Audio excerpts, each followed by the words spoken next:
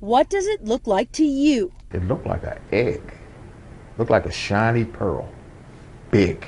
What about this version, dyed green and sliced up? Avocado. It also looked like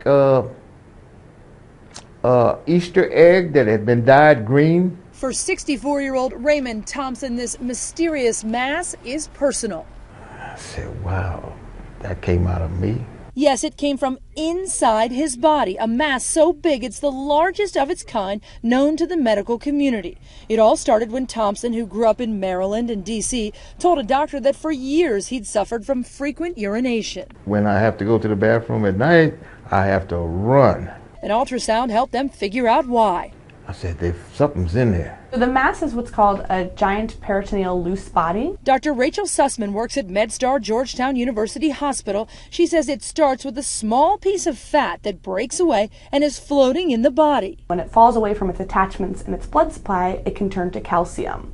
And over time, the mass can grow and grow, kind of like a pearl in an oyster. It's not uncommon, but this mass was just under 4 inches long. But it's unusual because it's the largest one ever reported in the literature.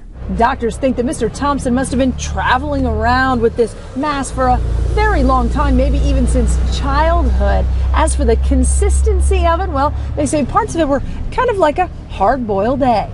I said, well, when you take it out, I want to keep it. It's my property. Dr. Sussman did the surgery. Basically just scooped out the mass and removed it. The surgery was very, very fast. The mass was removed in 2013, but is soaring to stardom after being featured in the latest issue of the Journal of the American Medical Association. Wow. It healed great. Since the mass was resting right on Thompson's bladder, he doesn't have to urinate quite so often. I mean, I have to walk fast, but no, I don't have to run.